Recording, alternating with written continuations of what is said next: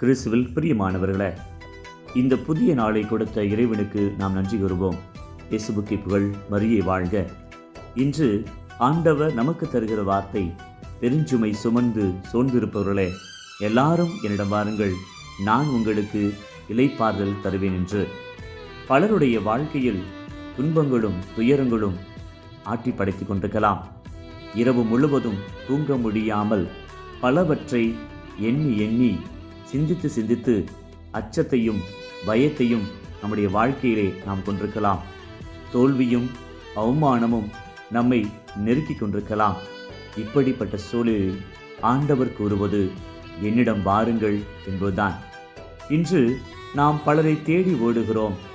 அந்த நண்பர் எனக்கு உதவி செய்வார், என்னுடைய ஆறுதலுக்கு அவர் ஆறுதலாயிருப்பார், என்னுடைய சுமைகள் எல்லாம் அவர் இறக்கி வைப்பார், அவரோடு பேசினால் போதும், நான் நிம்மதி அடைந்து விடுவேன் என்று சொல்லி நாம் ஒரு சிலரை தேடி ஓடுகிறோம்.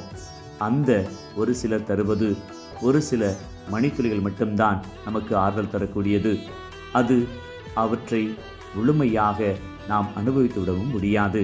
மாறாக கடவுளை தேடி செல்ல, கடவுளை நாடி செல்வதற்கு கடவுள் நம்மை அழைக்கின்றார்.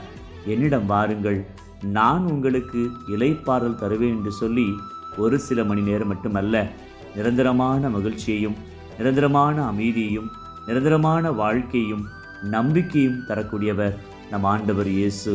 அன்புக்குரியவர்களே, நாம் சிந்தித்து பார்ப்போம். கடவுளை நான் எப்போது தேடினேன்?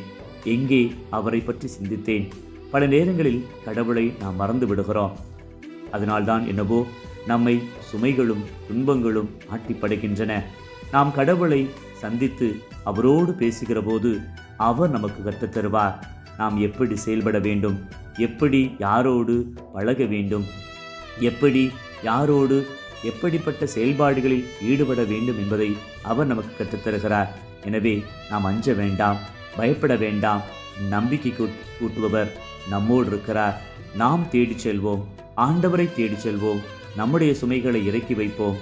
அவர் எல்லாவற்றிலிருந்து நம்மை பாதுகாப்பார். God bless you. இந்த நாள் உங்களுக்கு இனிய நாளாக அமையட்டும்.